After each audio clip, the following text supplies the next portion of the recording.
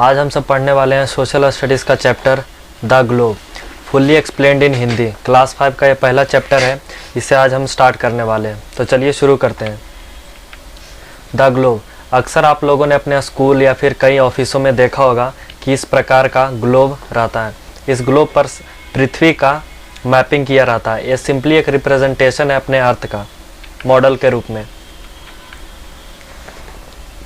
Our planet earth is home to all living beings. हमारा जो पृथ्वी है ये सभी के लिए, जितने भी प्राणी हैं इस पृथ्वी पर, सब के लिए एक घर समान है। It has both land masses and water masses on it's surfaces. ये पृथ्वी पर दो भाग में बांटा गया है। एक लैंड मासेस है, एक वाटर मासेस है। लैंड मासे पर हम सब रहते हैं और वाटर मासेस पे मछलियाँ, व्हेल रहती हैं। It is also surrounded by an envelope of air called the atmosphere. हमारा जो पृथ्वी है एक एयर से ढका हुआ है, चादर के रूप में ढका हुआ है, इसे एटमॉस्फेयर कहते हैं। The presence of water and air makes life possible on the earth. पृथ्वी पर पानी और हवा, इसी की वजह से हमारा जीवन इस पर व्यतीत हो पाता है। बिना और पानी और हवा के हमारा जीवन संभव ही नहीं है पृथ्वी पर।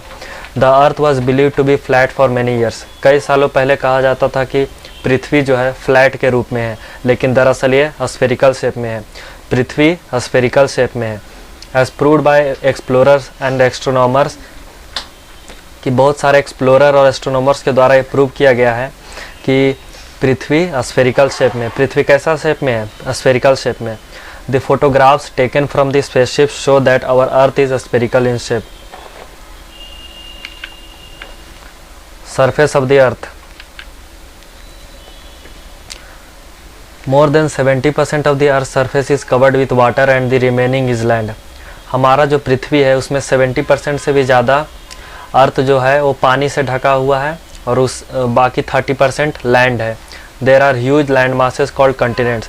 और जो बड़ी बड़ी ज़मीन के स्थल हैं उन्हें कॉन्टिनेंट्स कहते हैं, और जो बड़ी बड़ी पानी के स्थल हैं उन्हें हम ओशियंस कहते हैं।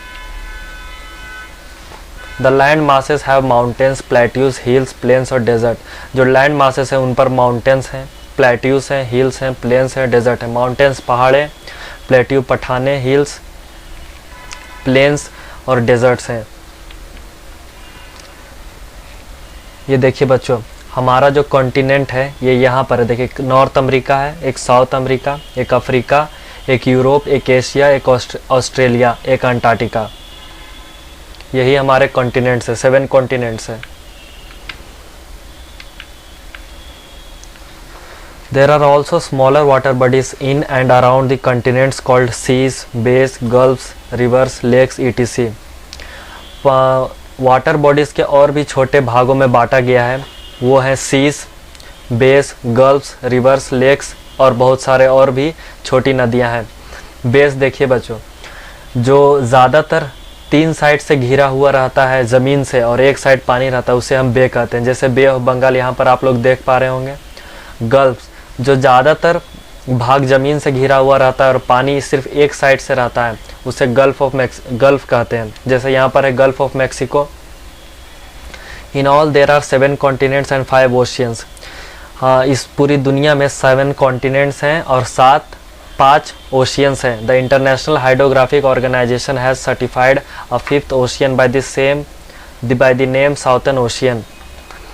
द इंटरनेशनल हाइड्रोग्राफिक ऑर्गेनाइजेशन, ये जो संस्था है, इसके द्वारा एक 5th ओशियन भी खोजा गया है, जो है, क्या है नाम उसका बच्चों? Southern ocean. पश्चिमी नदी का नाम क्या है? Southern ocean. It comprises the southernmost part of the Indian Pacific and Atlantic ocean. ये जो साउथर्न ओशियन है ये इंडियन पैसिफिक और अटलांटिक के बीच में साउथर मोस्ट पार्ट में है, इसलिए इसे साउथर्न ओशियन कहा जाता है। देखिए कौन कौन से कॉन्टिनेंट्स हैं अब हम देखने वाले हैं। 7 कॉन्टिनेंट्स और 5 oceans. Asia, Africa, Antarctica, Europe, north America, south America, Australia.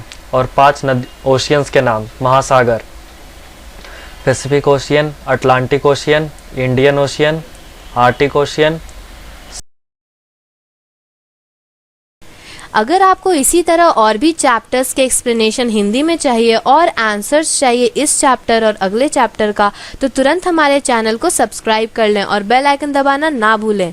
और अगर आप लोगों को इस चैप्टर में कोई भी डाउट है तो आप हमें कमेंट करके पूछ सकते हैं, जिससे हम आपको सही सही जवाब दे सकेंगे। So thanks for watching, and if you like this video, don't forget to like, subscribe and share.